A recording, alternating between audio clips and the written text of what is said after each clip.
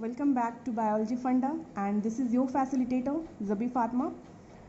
In this video, I am going to discuss about Mendel law of segregation.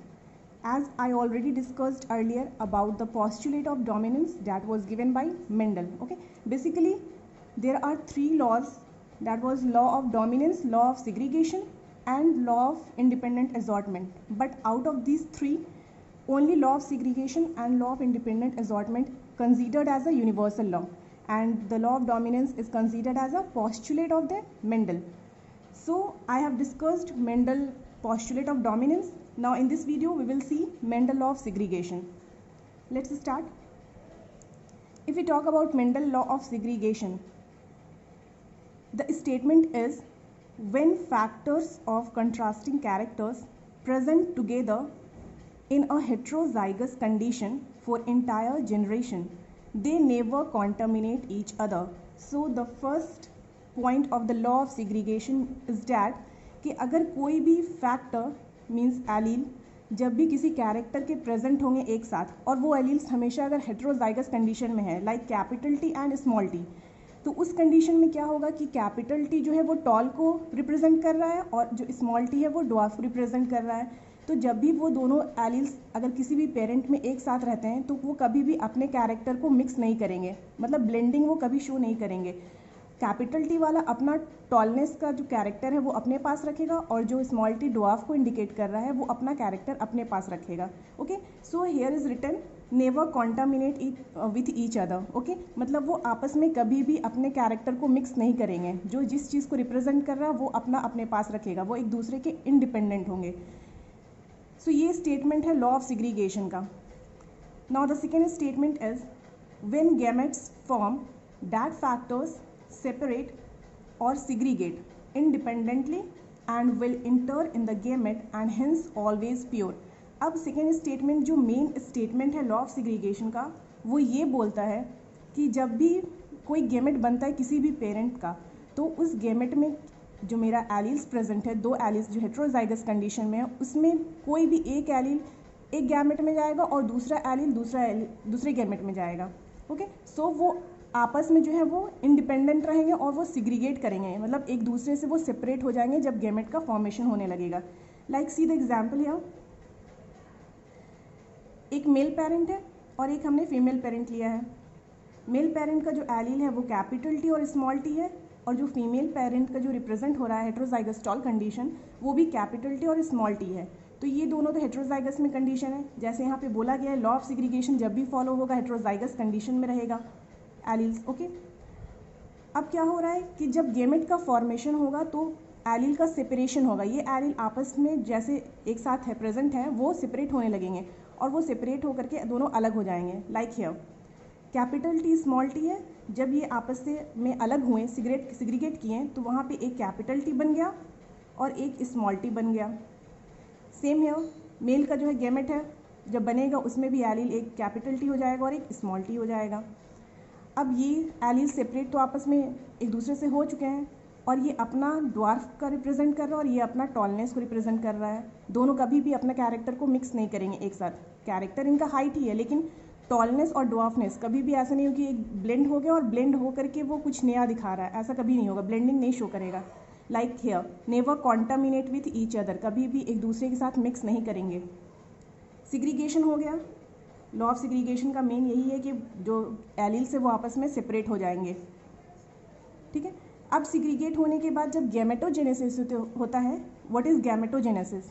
So the formation of the gamete, तो उस process को हम लोग gametogenesis कह रहे हैं. जैसे कि अगर मेरा मेल पेरेंट है तो मेल पेरेंट में कौन सा गैमेट बनता है? गैमेट मीन्स सेक्स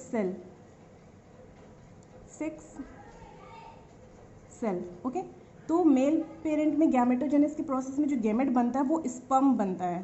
ये तो सबको क्लियर होगा कि मेल का जो स्पर्म बनता है और फीमेल जो है वो ओवा का प्रोडक्शन करती है. ठीक है, तो ये फीमेल गैमेट हो गया और ये मेल गैमेट हो गया. अब बात करते हैं कि स्पर्म जो है वो बहुत लार्ज अमाउंट में या लार्ज क्वांटिटीज़ में प्रोडक्शन होता है, लेकिन ओवा हमेशा फीमेल के थ्रू एक ही होता है प्रोडक्शन. अब ये जो एलील्स जो हमने सेपरेट किया यहाँ पे, जो एक दूसरे से सेपरेट हुआ है, तो ये ओवा जो है, ओवा में लाइक दिस जो मैंने यहाँ पे बना रखा है, ये जो ओवा है इसमें या तो ये वाला कैपिटल टी जाएगा और या तो स्मॉल टी जाएगा, इसमें दोनों में से कोई भी एक जाएगा, क्योंकि ओवा तो एक ही यहाँ पे प्रोडक्शन हो रहा है। लेकिन मेल वाले कंडीशन में क्या होता है कि बहुत सारे स्पर्म का प्रोडक्शन होता है, तो उसकी वजह से कुछ स्पर्म में कैपिटल टी जाएगा एलील और कुछ स्पर्म में स्मॉल टी जाएगा। ओके, अब सपोज हम लोग बात करते हैं कि जब मेल पार्टनर और फीमेल पार्टनर का फ्यूजन होता है, तो सपोज करते हैं ओवा जो है वो फीमेल से गया कैपिटल टी वाला, और जो मेल पार्टनर था वो दे दिया अपना स्मॉल टी वाला स्पर्म। अब जब इन दोनों का फ्यूज़न होगा तो जो ऑफ स्प्रिंग बनेगा वो कैपिटल टी स्मॉल टी बन जाएगा। ठीक है, सेम कंडीशन अगर ओवा कैपिटल टी है, क्योंकि यहाँ पे तो एक ही ओवा प्रोडक्शन हो रहा है, सॉरी स्मॉल टी है, तो अगर कैपिटल टी वाला था तो वो मैंने यहाँ पे ले लिया, लेकिन अगर हम स्मॉल टी वाला ओवा ले रहे हैं और वो अगर कंबाइन कर रहा है स्मॉल टी वाले स्पर्म के साथ, तो फिर इस कंडीशन में जो प्रोडक्शन होगा वो मेरा होगा स्मॉल टी, मतलब जो ऑफ स्प्रिंग बनेंगे वो बनेंगे ड्वार्फ में, और यहाँ पे जो बनेगा ऑफ स्प्रिंग वो हेट्रोजाइगस स्टॉल होगा। तो यहाँ पे यही सिंपल टर्म ये है कि सिग्रीगेशन प्रोसेस में जब भी लॉ ऑफ सिग्रीगेशन होता है तो एलील्स जो है वो एक दूसरे से सेपरेट हो जाते हैं, और जो गेमेट बनेगा उस गेमेट में कोई भी एक एलील जाएगा, या तो वो कैपिटल टी वाला जाएगा या तो स्मॉल टी जाएगा। ठीक है, और उसके बाद जो ऑफ स्प्रिंग का प्रोडक्शन होगा वो हेट्रोजाइगस कंडीशन में हो या होमोजाइगस कंडीशन में हो, वो डिपेंड करता है गेमेट पे कि कौन से गेमेट मेल से आया है और कौन से गेमेट फीमेल पेरेंट्स से आया है। सो this is all about law of segregation. अब बात आती है कि ये लॉ ऑफ सिग्रीगेशन जो है ये किसका कॉन्क्लूजन है, या फिर ये निकल कर किधर से आया, इसका रिजल्ट ये आया कहाँ से।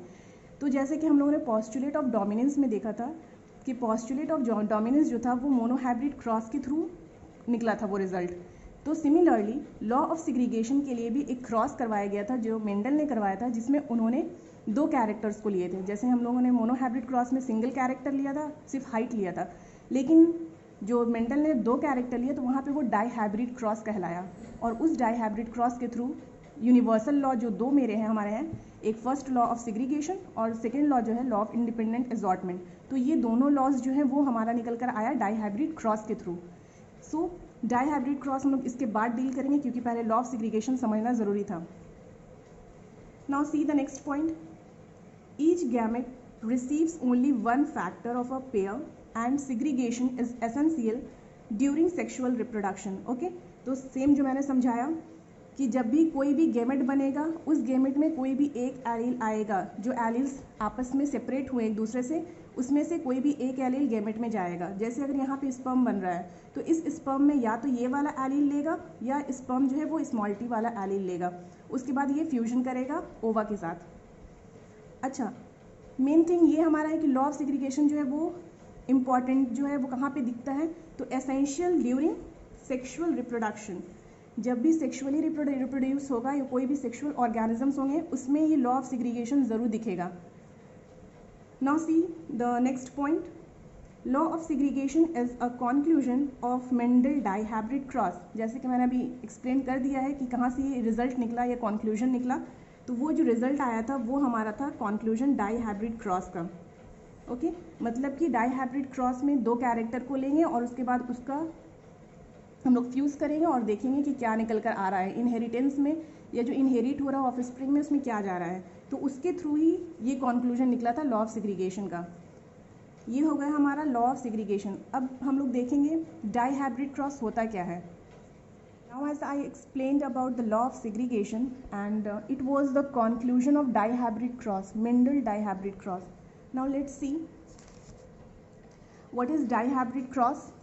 So according to Mendel, when the inheritance of two characters are studied at a time are called dihybrid cross. It means that कि जब भी हम लोग कोई भी दो कैरेक्टर लेते हैं और उस दो कैरेक्टर को के बारे में हम लोग एक साथ स्टडी करते हैं और उसका देखते हैं कि वो कितना इनहेरिट हो रहा है ऑफ स्प्रिंग में दोनों कैरेक्टर। ओके, तो उस कंडीशन में वो डाईहाइब्रिड क्रॉस कहलाता है। Like in monohybrid cross we have taken height of the plant. Okay, तो हम डाईहाइब्रिड क्रॉस में कुछ भी दो ले सकते हैं कैरेक्टर, लाइक एक हम हाइट ले लिया, एक कलर ले लिया, या आप एक शेप ले लो किसी भी सीड का कलर ले लो। तो ये दो कैरेक्टर को एक साथ पढ़ना और उसका कितना इनहेरिटेंस हो रहा है, उसके पेरेंट्स से ऑफ स्प्रिंग में कितना जा रहा है, उस चीज़ को हम लोग डाईहाइब्रिड क्रॉस कहते हैं। तो अब बात अगर हम लोग करते हैं कि मेंडल ने अपने एक्सपेरिमेंट के लिए, अपने डाइहाइब्रिड क्रॉस के लिए कौन सा कैरेक्टर लिया था, गार्डन पी का या पाइसम सैटिवम का कौन सा कैरेक्टर उन्होंने चूज़ किया था, 2 कैरेक्टर डाइहाइब्रिड क्रॉस स्टडी करने के लिए. So the character selected by Mendel for the cross was seed shape and the seed colour. उन्होंने जो बेसिकली 2 कैरेक्टर लिया था वो एक सीड शेप था और एक जो था वो सीड का कलर था. Now the next point is dihybrid cross done by Mendel to know the presence of interaction among characters during inheritance. तो इन्होंने जो डाइहाइब्रिड क्रॉस करवाया था वो ये जानने के लिए कराया था कि जब पेरेंट से ऑफ स्प्रिंग में कोई 2 कैरेक्टर जाता है या ट्रांसमिट होता है तो वहाँ पे कितना इंट्रैक्शन शो हो रहा है दोनों कैरेक्टर के बीच, मतलब कि दोनों कैरेक्टर किसी भी ऑफ स्प्रिंग में कितने अमाउंट में या कितने क्वांटिटी में जा रहा है. सो ये देखने के लिए मेंडल ने डाइहाइब्रिड क्रॉस किया था. अब अगर बात करते हैं कि मेंडल ने जो सीड शेप लिया था उसमें डोमिनेंट कैरेक्टर कौन सा था और रिसेसिव कैरेक्टर क्या था. तो जो सीड शेप जो था उसका कैरेक्टर था, सीड शेप के कैरेक्टर में उन्होंने राउंड शेप लिया था जिसको डोमिनेंट उन्होंने माना डोमिनेंट, और उन्होंने रिंकल शेप जो था जिसको स्मॉल आर से रिप्रेजेंट करेंगे उसे रिसेसिव माना. So the round will be dominant allele and the wrinkle will show recessive allele. Seed colour में जो उन्होंने लिया था वो येलो लिया था एज अ डोमिनेंट कंडीशन और ग्रीन लिया था as a recessive condition. Okay, so seed shape का जो डोमिनेंट कंडीशन था वो राउंड था और रिसेसिव कंडीशन था जो वो रिंकल था. सीड कलर का जो डोमिनेंट कंडीशन था वो येलो था और जो रिसेसिव कंडीशन था वो ग्रीन था.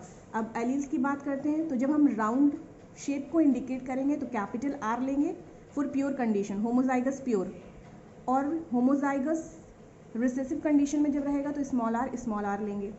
कलर की बात करते हैं तो जब डोमिनेंट कंडीशन में येलो है तो capital Y and green condition में small Y means recessive. Okay, so this is all about dihybrid cross. तो ये तो हो गया law of segregation and dihybrid cross. अब हम लोग देखेंगे नेक्स्ट वीडियो में कि पनेट स्क्वायर का क्या सीन है और कैसे हम लोग ट्रिक से सॉल्व कर सकते हैं, पनेट स्क्वायर बना सकते हैं जो कि डाइहाइब्रिड क्रॉस के लिए होगा, क्योंकि मोनोहाइब्रिड क्रॉस के लिए पनेट स्क्वायर ऑलरेडी मैंने डिस्कस कर दिया है. तो हम लोग डाइहाइब्रिड क्रॉस के लिए पनेट स्क्वायर देखेंगे और हम लोग एक और जो लॉ है मेंडल का second law, that is law of independent assortment, वो भी कॉन्क्लूजन था हमारा डाइहाइब्रिड क्रॉस का. तो हम वो 2 देखेंगे, पनेट स्क्वायर की ट्रिक कैसे बनाएंगे डाइहाइब्रिड क्रॉस के लिए और law of independent assortment. Okay, in the next video. So this is all about the today's class. If you like, then hit the like button and please subscribe my channel and press the bell icon if you want the notification. Thank you so much.